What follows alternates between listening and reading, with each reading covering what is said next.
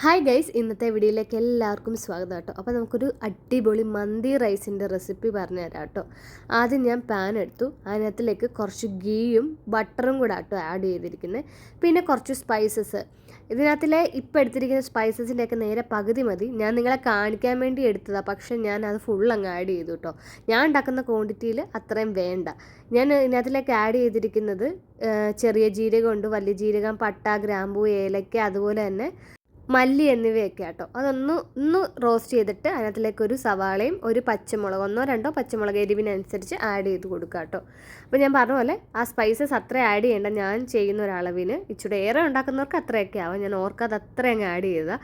കാരണം കഴിക്കുമ്പോൾ ഭയങ്കരമായിട്ട് അതിൻ്റെ കടി കിട്ടും. അത് നമുക്ക് കഴിക്കുമ്പോൾ ടേസ്റ്റൊക്കെ ഉണ്ട്, പക്ഷെ അത് ഓവറായിട്ട് നമുക്ക് കടിക്കാൻ കിട്ടുമ്പോൾ നമുക്കതൊരു ഇഷ്ടക്കേട് തോന്നും. എന്നിട്ട് അതിനകത്തിലേക്ക് ഒരു ഉണക്ക നാരങ്ങ ആഡ് ചെയ്തിട്ടുണ്ട്. പിന്നെ അതിനകത്തിലേക്ക് വെളുത്തുള്ളി ചെറുതായിട്ട് അരിഞ്ഞതും കൂടെ ആഡ് ചെയ്തിട്ട് അതും കൂടെ ഒന്ന് നന്നായിട്ടൊന്ന് വഴറ്റി കൊടുക്കുക കേട്ടോ. എന്നിട്ട് ഞാൻ 2 മാഗീൻ്റെ ക്യൂബ് ഒന്ന് മാഷ് ചെയ്തിട്ട് ആഡ് ചെയ്ത് കൊടുക്കുന്നുണ്ട്. അതും കൂടെ ചെല്ലുമ്പോൾ കേട്ടോ ആ കറക്റ്റ് ഫ്ലേവറൊക്കെ ഒന്ന് കിട്ടുന്ന മാഗി ക്യൂബും കൂടെ ചേരുമ്പോൾ. എന്നിട്ട് മിക്സ് ചെയ്തിട്ട് അതിനകത്തിലേക്ക് ഞാൻ മഞ്ഞൾപ്പൊടി ആഡ് ചെയ്തു. എന്നിട്ട് നന്നായിട്ടൊന്ന് മിക്സ് ചെയ്ത് കൊടുക്കുക. പിന്നെ നമ്മൾ എത്ര അരിയാണോ എടുക്കുന്നത് അതിൻ്റെ ഇരട്ടി വെള്ളം ആഡ് ചെയ്യുക. ഞാൻ എപ്പോഴും ഇരട്ടിയുടെ ഒരു കുറച്ച് താഴത്തോട്ടേ വെള്ളം ആഡ് ചെയ്യത്തുള്ളൂ കേട്ടോ. ഞാൻ ഏകദേശം ഒരു 1.5 കപ്പ് അരി ആഡ് ചെയ്ത്, ഒന്നര ഇല്ല, അപ്പോൾ ഞാൻ ഏകദേശം അതിൻ്റെ ഇരട്ടിയിൽ കുറച്ച് താഴെ ആണ് വെള്ളം ആഡ് ചെയ്തിരിക്കുന്നത്. പിന്നെ വേണമെങ്കിൽ വെള്ളം ആഡ് ചെയ്ത് കൊടുക്കാം. ഒരുപാട് ഈ മന്തി റൈസ് എന്നൊക്കെ പറഞ്ഞാൽ ഒരുപാട് കുഴയില്ല, ഒന്നൊന്നായിട്ട് ഒട്ടാതെ കിടക്കണം. അതുപോലെ മന്തി റൈസിലെ റൈസ് എപ്പോഴും ലോങ് ആയിട്ടുള്ള റൈസ് ആണെങ്കിലാണ് ഒന്നുകൂടെ നല്ലത്. എന്നിട്ട് ആ റൈസും ആഡ് ചെയ്ത് നന്നായിട്ട് ഇളക്കി കൊടുത്തതിന് ശേഷം അതിനകത്തിലേക്ക് മന്തി മസാല ആഡ് ചെയ്തിട്ട് ഒന്ന് ഇളക്കുന്നുണ്ട്.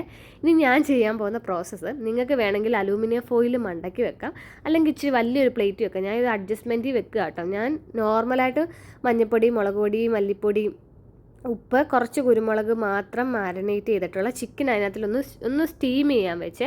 അപ്പോൾ അതിൻ്റെ ആ ഫ്ലേവർ ഈ റൈസിലേക്ക് ഇറങ്ങാൻ വേണ്ടി ഞാൻ ഇങ്ങനെ വെച്ചത് കേട്ടോ. അത് നിങ്ങൾക്ക് ഓപ്ഷനില്ല, എന്നാലും വെക്കുന്നത് നല്ല ടേസ്റ്റ് ആയിരിക്കും കേട്ടോ. എന്നിട്ട് അത് വെന്ത് കഴിഞ്ഞപ്പോൾ ഞാൻ ആ ചിക്കൻ അതിൽ നിന്ന് മാറ്റിയിട്ട് റൈസ് നന്നായിട്ട് ഇളക്കി ഒന്ന് അടച്ച് വെച്ചു. എന്നിട്ട് റൈസ് ഒന്ന് വെള്ളമെല്ലാം വറ്റി സെറ്റ് ആയപ്പോഴത്തേക്ക് ഞാൻ അതിലേക്ക് ലേശം മന്തി മസാല, കുറച്ച് നെയ്യും കൂടെ ആഡ് ചെയ്തിട്ട് ഒന്നുകൂടെ ഇളക്കി വെച്ചു. എന്നിട്ട് ഒന്നുകൂടെ അടച്ചു വെച്ചിട്ട് ഇച്ചിരി വെള്ളമൊക്കെ ഒന്ന് വറ്റാണ്ടായിരുന്നു. ആ സമയത്തേക്ക് ഞാൻ ചിക്കൻ ഒന്ന് 2 സൈഡും ഒന്ന് മൊരിയിച്ചെടുത്ത് ലേശം ബട്ടർ ആഡ് ചെയ്തിട്ട് എന്നിട്ട് ആ ചിക്കനും അതിനകത്തിലേക്ക് ഇട്ട് കൊടുത്തിട്ട് നമ്മുടെ മന്തിയുടെ മെയിൻ കാര്യമാണ് ചെയ്യുന്നത്. നമ്മൾ ചാർക്കോളിനകത്തേക്ക് ലേശം ഓയിൽ ആഡ് ചെയ്തിട്ട് അതിനകത്തിലേക്ക് പുകച്ചു കൊടുക്കണം. അപ്പോഴാണ് ആ പുകയുടെ ടേസ്റ്റ് വരുമ്പോഴാണ് മന്തി സെറ്റായിട്ട് വരുന്നത് കേട്ടോ. അപ്പോൾ എൻ്റെ കയ്യിൽ ചാർക്കോൾ ഇല്ലാത്തതുകൊണ്ട് ഞാൻ നമ്മുടെ ചിരട്ട ഒന്ന് കത്തിച്ചിട്ട് ആ പാത്രത്തിലേക്ക് വെച്ചിട്ട് അതിൻ്റെ മണ്ടയ്ക്ക് ഓയിലും കൂടെ ആഡ് ചെയ്യുമ്പോൾ നന്നായിട്ട് പുക വരും. എന്നിട്ട് അടച്ചു വെക്കണം. പിന്നെ നമ്മൾ കഴിക്കുമ്പോൾ മാത്രം തുറന്നാൽ മതി കേട്ടോ.